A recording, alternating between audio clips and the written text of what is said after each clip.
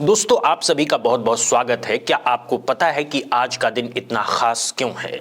दोस्तों, आज है 25 जनवरी और 24 जनवरी को उत्तर प्रदेश दिवस मनाया गया।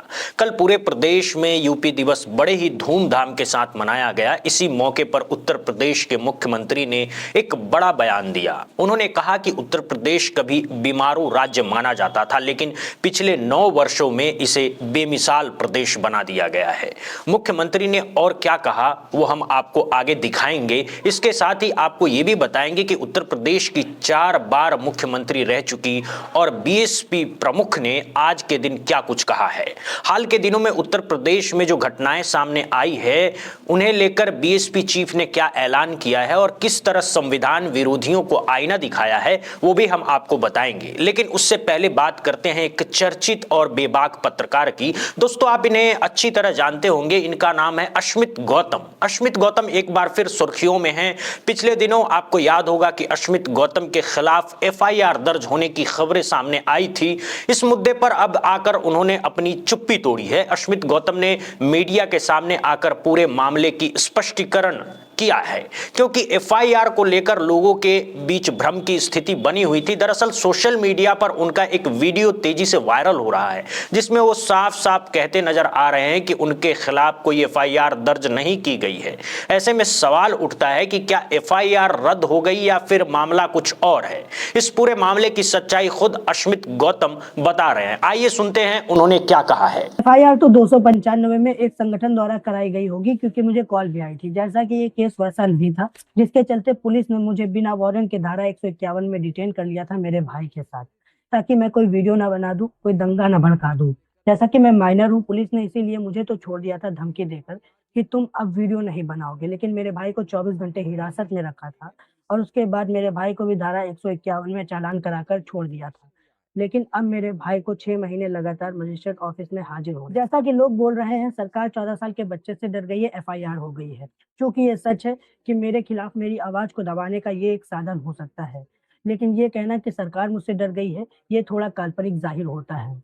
जो बड़े बड़े नेताओं के घर ईडी और सीबीआई भेजकर उनकी हालत खराब कर सकता है, सरकार से सीधा लड़ने वाले सोनम वांगचुक और उमर खालिद जैसे लोग अभी भी जेल में हैं, वो मुझसे कैसे डर सकते। अश्मित गौतम के अनुसार उनके खिलाफ नहीं बल्कि उनके बड़े भाई के खिलाफ धारा 151 के तहत चालान की कार्रवाई की गई थी। उन्होंने भी स्पष्ट किया है कि एफआईआर जैसी कोई बात नहीं थी। हालांकि चाहे चालान हो या एफआईआर, एक बात साफ है कि इस पूरे मामले में अश्मित गौतम और उनके परिवार को मानसिक रूप से प्रताड़ित किया गया है। लेकिन जिस तरीके से अब अश्मित गौतम इस पूरे मामले पर बात कर रहे हैं उससे साफ लग रहा है कि उन्हें एक बड़ी राहत मिली है। सोशल मीडिया पर इस वक्त कई तरह के बातें चल रही हैं। कुछ लोग कह रहे हैं कि अश्मित गौतम के खिलाफ दर्ज एफआईआर रद्द कर दी गई है।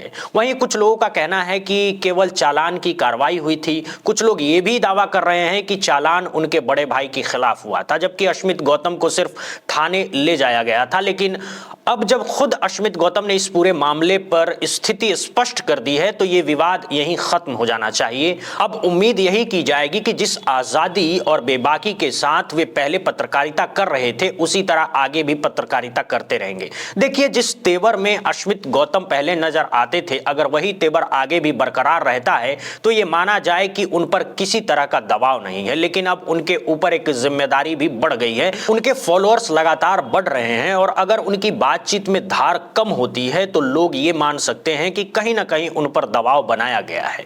यह भी कहा जा रहा है कि उनके परिवार को भी प्रताड़ित किया गया, जिसकी वजह से वो पूरी तरह खुलकर बोलने की स्थिति में नहीं है। हालांकि अश्मित गौतम को लेकर यह बात भी सामने आती रही है कि वे केवल सरकार की नीतियों पर सवाल उठाते हैं, किसी व्यक्ति विशेष के खिलाफ निजी टिप्पणी नहीं करते। वे तथ्यों के साथ जेन्युइन सवाल खड़े करते हैं। लेकिन आज के माहौल में आप सभी जानते हैं कि सत्ता से सवाल पूछना ही कई बार पत्रकार की सबसे बड़ी मुसीबत बन जाता है। ऐसा माहौल बनाया जा रहा है कि सवाल पूछने वाला ही कटघरे में खड़ा हो जाए। हालांकि अभी भी कई पत्रकार हैं जो खुलकर अपनी बात रख रहे हैं। ऐसे में उम्मीद की जानी चाहिए कि अश्मित गौतम आगे भी उसी बेबाकी के साथ पत्रकारिता करेंगे, हर मुद्दे पर सरकार से तीखे और जरूरी सवाल पूछते रहेंगे। इसके लिए हमारी तरफ से उन्हें बहुत बहुत शुभकामनाएं। अब लौटते हैं उत्तर प्रदेश दिवस पर। दोस्तों, हर साल 2024 को यूपी दिवस मनाया जाता है। इसी मौके पर उत्तर प्रदेश के मुख्यमंत्री ने एक बड़ा बयान दिया है। उन्होंने कहा है कि पहले उत्तर प्रदेश को बीमारू राज्य कहा जाता था, लेकिन 2017 के बाद सत्ता संभालने के बाद यूपी को बेमिसाल प्रदेश बना दिया गया है। ये ताजा बयान उत्तर प्रदेश के मुख्यमंत्री योगी आदित्यनाथ का है। हालांकि मुख्यमंत्री शायद ये भूल गए हैं कि इसी उत्तर प्रदेश को पूर्व मुख्यमंत्री मायावती जी के कार्यकाल में भी समृद्ध बनाया गया था। आज भी जब उत्तर प्रदेश की कानून व्यवस्था की बात होती है तो बड़ी संख्या में लोग मायावती जी के शासनकाल को याद करते हैं। 2007 से लेकर के 2012 तक बीएसपी प्रमुख ने जिस तरह से शासन चलाया, उसे लेकर आज भी लोग लोहा मानते हैं।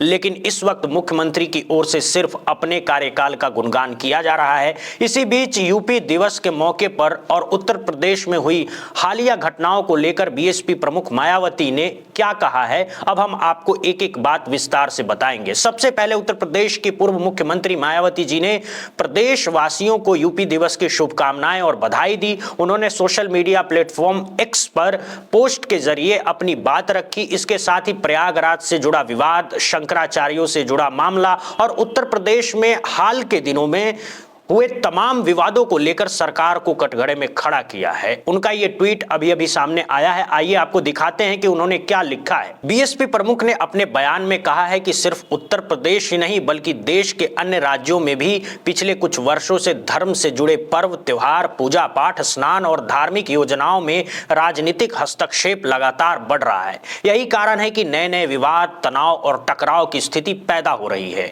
जो किसी भी रूप में सही नहीं है। इसे लेकर आम लोगों के बीच दुख और चिंता का माहौल बनना स्वाभाविक है। उन्होंने साफ कहा है कि संकीर्ण राजनीति स्वास्थ्य के लिए धर्म को राजनीति से और राजनीति को धर्म से जोड़ने के गंभीर खतरे हमेशा बने रहते हैं।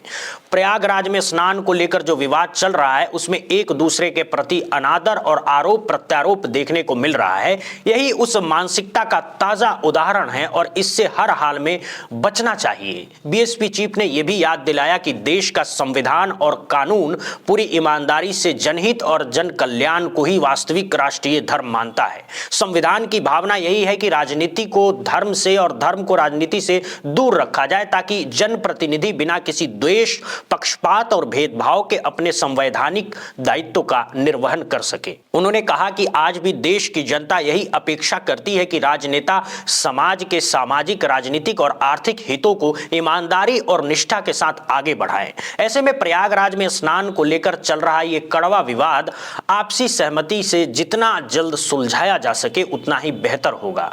यहाँ पर बीएसपी प्रमुख ने बेहद अहम बात कही है। उनका साफ कहना है कि यह विवाद होना ही नहीं चाहिए था और अगर संवाद और सहमति का रास्ता अपनाया जाए तो इसे आसानी से सुलझाया जा सकता है। सबसे महत्वपूर्ण बात यह रही कि उन्होंने संविधान का हवाला देते हुए स्पष्ट किया कि धर्म में राजनीति का हस्तक्षेप नहीं होना चाहिए और ना ही राजनीति को धर्म का इस्तेमाल करना चाहिए और इसमें कोई हिचक या संकोच नहीं होना चाहिए। बीएसपी प्रमुख उन गिने चुने नेताओं में से हैं जिन्होंने कभी भी राजनीति में धर्म का सहारा नहीं लिया। न उन्होंने हिंदू मुस्लिम की राजनीति की, न मंदिर मस्जिद का मुद्दा उठाया और ना ही किसी समाज की भावनाओं को आहत करने का प्रयास किया। यही वजह है कि उनकी राजनीति उन्हें बाकी नेताओं से अलग और खास बनाती है। इस पोस्ट के बाद खास तौर से ब्राह्मण समाज के बीच उनकी राजनीति को लेकर सकारात्मक प्रतिक्रिया देखने को मिल रही है। सोशल मीडिया पर उनके पोस्ट के नीचे बड़ी संख्या में लोग कमेंट कर रहे हैं। कई ब्राह्मण समाज से जुड़े लोग लिख रहे हैं कि बीएसपी प्रमुख एक सच्ची और संवैधानिक नेता हैं और वही उत्तर प्रदेश का वास्तविक कल्याण कर सकती हैं।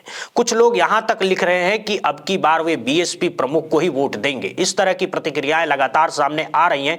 आपको बता दें कि 15 जनवरी को बीएसपी प्रमुख ने अपना 70वां जन्मदिन मनाया था। उस मौके पर उन्होंने एक बार फिर ब्राह्मण समाज को साथ साथ लेकर चलने का संकेत दिया था। उन्होंने ये भी कहा था कि जिस तरह 2007 में बीएसपी सत्ता में आई थी उसी तरह 2027 में भी सत्ता में वापसी होगी। फिलहाल इस वीडियो में इतना ही दोस्तों। 24 जनवरी के मौके पर बीएसपी प्रमुख के बयान, अश्मित गौतम की एफआईआर को लेकर चल रही चर्चाएं और उत्तर प्रदेश से जुड़े इन तमाम मुद्दों पर आप क्या सोचते हैं, अपनी राय कमेंट बॉक्स में जरूर बताइएगा। बीएसपी प्रमुख आपको कैसी नेता लगती हैं, कमेंट करके जरूर बताइएगा। वीडियो को शेयर करें। बहुत बहुत धन्यवाद, बहुत बहुत शुक्रिया दोस्तों।